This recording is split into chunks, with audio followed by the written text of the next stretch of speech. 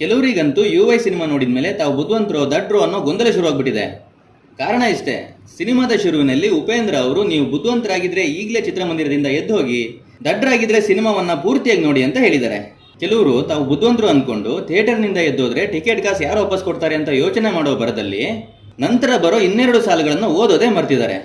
ಅದೇನು ಅಂದ್ರೆ, ಬುದ್ಧಿವಂತರು ಮೂರ್ಖರ ತರ ಕಾಣಿಸ್ತಾರೆ, ಮೂರ್ಖರು ಬುದ್ಧಿವಂತರ ಹಾಗೆ ನಟಿಸ್ತಾರೆ ಅಂತ. ಇವೆರಡು ಸಾಲುಗಳನ್ನು ಓದಿದ್ರೆ ಉಪೇಂದ್ರ ಅವರು ಏನು ಹೇಳೋಕೆ ಹೊರಟಿದ್ದಾರೆ ಅಂತ ಸುಲಭವಾಗಿ ಅರ್ಥವಾಗಿಬಿಡುತ್ತೆ. ಇಲ್ಲಿ ಸಮಸ್ಯೆ ಇರೋದು ತಮ್ಮನ್ನ ತಾವು ಬುದ್ಧಿವಂತರು ಅಂತ ಅನ್ಕೊಂಡಿರೋ ಜನರಿಗೆ. ನಾವು ದುಡ್ಡು ಕೊಟ್ಟು ಸಿನಿಮಾ ನೋಡೋಕೆ ಬಂದಿದ್ದೀವಿ, ಇವಾಗ ಒಳಗಡೆ ಬಂದಮೇಲೆ ಹೀಗೆ ಹೇಳಿದ್ರೆ ಹೆಂಗೆ ಅನ್ನೋದು ಇವ್ರ ವಾದ.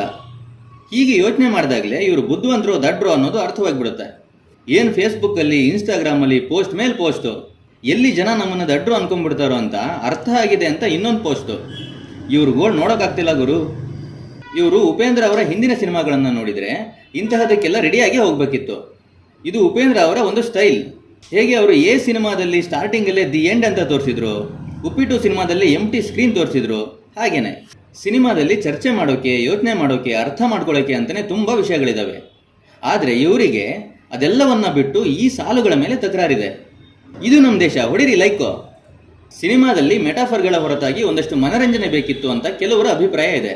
ಇವರನ್ನ ಖಂಡಿತ ಅಪ್ರಿಷಿಯೇಟ್ ಮಾಡ್ಬೋದು.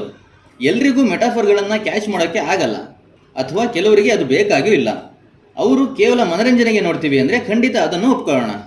ಈ ಹಿಂದೆ ಉಪೇಂದ್ರ ಸೂಪರ್ ಸಿನಿಮಾಗಳಲ್ಲಿ ಫಿಲಾಸಫಿ ಮತ್ತು ಮೆಟಾಫರ್ಗಳ ಹೊರತಾಗಿ ನೋಡಿದರೂ ಕೂಡ ಒಂದಷ್ಟು ಮನರಂಜನೆ ಇತ್ತು, ವಿಡಂಬನಾತ್ಮಕ ಹಾಸ್ಯ ಇತ್ತು. ಅದು ಇಲ್ಲಿ ಖಂಡಿತ ಮಿಸ್ ಆಗಿದೆ.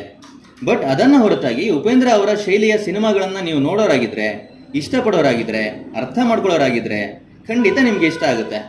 ತಮ್ಮನ್ನು ತಾವು ಬುದ್ಧಿವಂತರು ಅಂತ ಪ್ರೂವ್ ಮಾಡ್ಕೊಳ್ಳೋ ಕೈಯಲ್ಲಿ ಇರುವಂಥ ಇಂಥ ಬುದ್ಧಿವಂತ ದಡ್ರ ಬಗ್ಗೆ ತಲೆ ಕೆಡಿಸ್ಕೊಬೇಡಿ, ಹೋಗಿ ಸಿನಿಮಾ ನೋಡಿ. ಹಾಗೆ ನೀವು ನಮ್ಮ ಚಾನಲ್ಗೆ ಇನ್ನೂ ಸಬ್ಸ್ಕ್ರೈಬ್ ಮಾಡ್ಕೊಂಡಿಲ್ಲ ಅಂದರೆ ಸಬ್ಸ್ಕ್ರೈಬ್ ಮಾಡ್ಕೊಳ್ಳಿ. ಕೊನೆಯದಾಗಿ ನಮಗೂ ನಿಮಗೂ ಸೇರಿಸಿ ಎಲ್ರಿಗೂ ಒಳ್ಳೆಯದಾಗಲಿ. ಬಾಯ್.